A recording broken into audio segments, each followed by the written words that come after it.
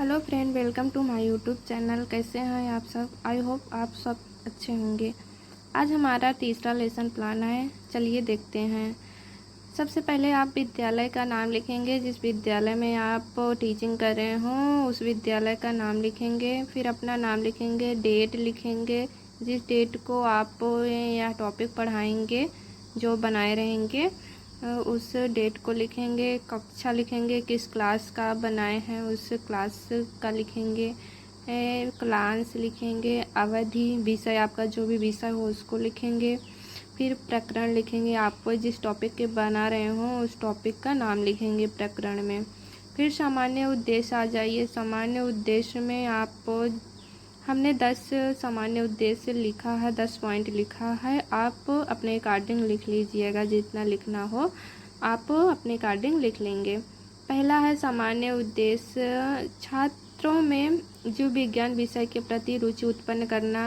Number 2 point है छात्रों में वैज्ञानिक दृष्टिकोण का विकास करना। अगला है छात्रों में चिंतन शक्ति का विकास करना।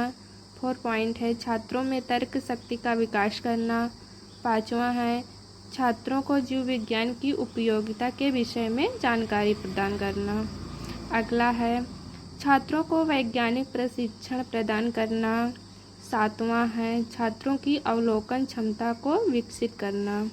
अगला है छात्रों में आत्मविश्वास की क्षमता का विकास करना। अगला है छात्रों की बौद्धिक क्षमता का विकास करना। 10वां और लास्ट है छात्रों में अन्वेषण तथा सृजनात्मक का विकास करना। यह आपका सामान्य उद्देश्य हो गया। सामान्य उद्देश्य के बाद आप लिखेंगे विशिष्ट उद्देश्य। सामान्य उद्देश्य के बाद आप विशिष्ट उद्देश्य की हेडिंग डालेंगे। विशिष्ट उद्देश्य में पहला है ज्ञानात्मक उद्देश्य। ज्ञानात्मक उद्देश्य में 2 पॉइंट हैं, देख लें आप लोग। पहला पॉइंट है छात्र जड़ के बारे में जान सकेंगे। हमारा प्रकरण था जड़, तो आप जड़ के बारे में ही लेसन प्लान बनाएंगे। दूसरा पॉइंट है छात्र जड़ के प्रकारों के बारे में जान सकेंगे। फिर उसके बाद बोधात्मक उद्देश्य है। बोधात्मक उद्देश्य में भी 2 पॉइंट हैं। छात्र जड़ की व्याख्या कर सकेंगे। नंबर 2 है छात्र जड़ को समझकर उसका वर्गीकरण कर सकेंगे।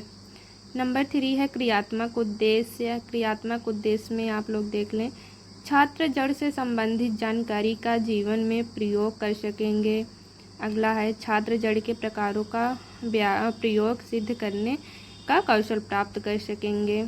अगला है 4 पॉइंट अनुप्रयोगात्मक उद्देश्य। अनुप्रयोगात्मक उद्देश्य में भी 2 पॉइंट हैं। छात्र जड़ संबंधित ज्ञान का उपयोग दैनिक जीवन में कर सकेंगे। नंबर 2 है छात्र जड़ के प्रकारों के ज्ञान को उच्च शिक्षा में प्रयोग कर सकेंगे। यह आपका विशिष्ट उद्देश्य है। विशिष्ट उद्देश्य के अंतर्गत ये सब हैं। फिर आगे आ जाइए शिक्षण सहायक सामग्री। शिक्षण सहायक सामग्री में आप लिखेंगे जड़ के प्रकारों को प्रदर्शित करता चार्ट पेपर। आप या शिक्षण सहायक सामग्री में लिखेंगे। फिर उसके बाद है शिक्षण विधियाँ। शिक्षण विधियाँ में व्याख्यान विधि, प्रश्नोत्तर विधि आदि। उसके बाद फिर आ जाइए पूर्व ज्ञान। पूर्व ज्ञान में आप लिखेंगे छात्र जड़ के बारे में सामान्य जानकारी रखते हैं। ऐसा यहाँ आप पूर्व ज्ञान में लिखेंगे। पूर्व ज्ञान के बाद आप आ जाइए प्रस्तावना प्रश्न। आप प्रस्तावना प्रश्न डालेंगे। प्रस्तावना प्रश्न में पहले आप 3 कॉलम बना लेंगे। 3 कॉलम में पहला है क्रमशः छात्राध्यापिका कथन, छात्र कथन। अगर आप गर्ल्स हैं छात्राध्यापिका लिखेंगे, अगर बॉयज़ हैं तो छात्राध्यापक लिखेंगे। आप बच्चों से प्रश्न करेंगे और छात्र कथन में बच्चे आपको आंसर देंगे। पहला क्वेश्चन है हम प्रतिदिन भोजन में क्या क्या खाते हैं। छात्र आंसर दे दें अनाज, दाल, फल, सब्जियां आदि। फिर आप अगला क्वेश्चन उनसे करेंगे। इसी आंसर से अगला क्वेश्चन बनना चाहिए प्रस्तावना प्रश्न में। दूसरा क्वेश्चन है अनाज व फल सब्जियां कहाँ से प्राप्त होती हैं। छात्र आंसर देंगे पौधों से। तीसरा क्वेश्चन आप पौधों से ही करेंगे। जो आंसर निकला रहेगा उसी से अगला क्वेश्चन बनेगा। पौधे के मुख्य भाग कौन कौन से हैं। छात्र आंसर देंगे जड़, तना, पत्ती, फूल आदि। फिर अगला क्वेश्चन है, उन भागों में से कौन सा भाग जमीन के अंदर रहता है? छात्र आंसर देंगे जड़ भाग। फिर अगला क्वेश्चन है, जड़ों के बारे में आप क्या जानते हैं? तो यह समस्यात्मक प्रश्न हो जाएगा, आपका प्रकरण आ जाएगा।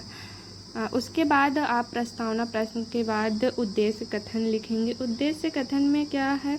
बच्चों, आज हम जड़ के विषय में विस्तार से अध्ययन करेंगे। यह आपका उद्देश्य कथन है। उद्देश्य कथन के बाद आप प्रस्तुतिकरण आ जाइए। प्रस्तुतिकरण में पहले आप 5 कॉलम बना लें। 5 कॉलम में पहला कॉलम है शिक्षण बिंदु, दूसरा है छात्राध्यापिका क्रियाएं, छात्र क्रियाएं, तीसरा है, चौथा कॉलम है शिक्षण विधि और 5वां है श्यामपट्ट कार्य। आप शिक्षण बिंदु में आप जड़ लिख दीजिए, क्योंकि आप जड़ की परिभाषा भी बताएंगे, तो आप जड़ लिख दीजिए। छात्राध्यापिका क्रियाएं में आप छात्राध्यापिका हैं या छात्राध्यापक यहाँ पर आप लिख लेंगे।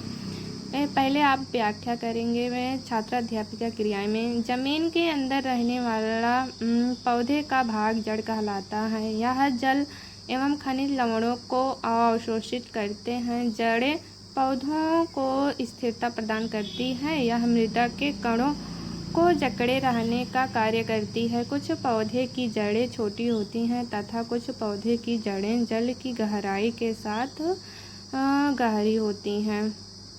यह आप व्याख्या कर दीजिए।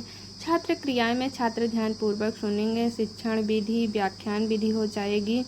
उसके बाद आप व्याख्या करने के बाद बोधात्मक प्रश्न बच्चों से पूछ लीजिए। बोधात्मक प्रश्न में पहला प्रश्न है, जमीन के अंदर रहने वाला पौधे का भाग क्या कहलाता है?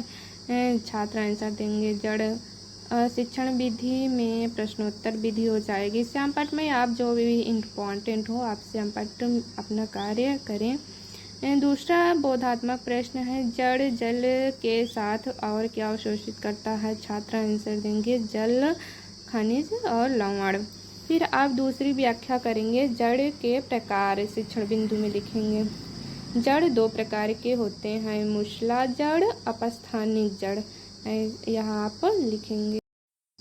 आप दोनों जड़ों का फिगर बना दीजिए। मूसला जड़, अपस्थानिक जड़ का फिगर बना दें। जड़ 2 प्रकार की होती है, मूसला जड़ और अपस्थानिक जड़। उसके बाद आप मूसला जड़ की व्याख्या करेंगे। छात्र ध्यान पूर्वक सुनेंगे। शिक्षण विधि में यह व्याख्यान विधि हो जाएगी। मूसला जड़ एक मुख्य मोटी जड़ होती है जिसे प्राथमिक जड़ कहते हैं।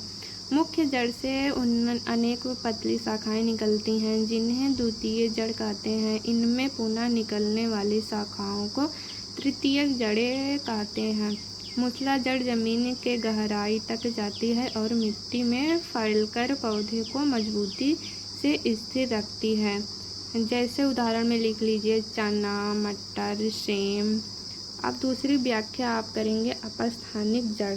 अपस्थानिक वे जड़ जिसमें मुख्य जड़ नहीं होती है तथा सभी जड़ें एक समान दिखाई देती हैं अथवा एक गुच्छे के रूप में दिखाई देती हैं, अपस्थानिक जड़ कहते हैं। इन्हें झकड़ा जड़ भी कहते हैं, जैसे मक्का, गेहूँ, धान, गन्ना, बाजरा आदि में ये सब में अपस्थानिक जड़ पाई जाती हैं। शिक्षण विधि में व्याख्यान विधि हो जाएगी। श्यामपट्ट कार्य आप इम्पॉर्टेंट जो हो मुख्य बिंदु आप लिख दीजिए। जड़ों की व्याख्या करने के बाद आप बोध प्रश्न बच्चों से पूछ लीजिए। बोध प्रश्न में पहला प्रश्न क्या? मूसला जड़ के उदाहरण बताइए। बच्चे बताएंगे चना, मटर, सेम। शिक्षण विधि में प्रश्नोत्तर विधि हो जाएगी। फिर आप दूसरा प्रश्न अपस्थानिक जड़ के उदाहरण बताइए। छात्र बताएंगे धान, गेहूँ, गन्ना, मक्का। यह बोध प्रश्न हो गया। उसके बाद आप श्यामपट्ट सारांश लिख दिए। श्यामपट्ट सारांश में आप पूरा श्यामपट्ट सारांश लिखेंगे। जितना आपको श्यामपट्ट में लिखना हो उतना आप पूरा श्यामपट्ट सारांश लिख दें। फिर पुनरावृत्ति प्रश्न पूछेंगे आप बच्चों से। पुनरावृत्ति प्रश्न हमने 3 लिखा है, आप और भी बढ़ा सकते हैं 5, 7, जो जितना अपने अकॉर्डिंग लिखना हो लिख लेंगे आप। पहला पुनरावृत्ति प्रश्न है, जड़ किसे कहते हैं। दूसरा मूसला जड़ किसे कहते हैं। तीसरा अपस्थानिक जड़ किसे कहते हैं। यह हमारा 3 क्वेश्चन था। निरीक्षण कार्य, फिर छात्राध्यापिका या छात्र अध्यापक निरीक्षण कार्य करेंगे। निरीक्षण कार्य में है क्या है, प्रशिक्षक कक्षा में विद्यार्थी द्वारा कृत कार्य का निरीक्षण करेगी तथा उनका समस्या का समाधान करेगी। यह करेगा, अगर आप बॉयज़ हैं तो करेगा होगा, अगर गर्ल्स हैं तो करेगी होगा। गृह कार्य में है आप फिर बच्चों निरीक्षण कार्य करने के बाद आप बच्चों को गृह कार्य देंगे। गृह कार्य में हमारा क्वेश्चन था, जड़ के प्रकारों की उदाहरण सहित व्याख्या कीजिए। यह हमारा गृह कार्य हो गया, आप गृह कार्य दे दें। Thank you. अगर यह आपको वीडियो अच्छी लगी हो तो लाइक और सब्सक्राइब करें।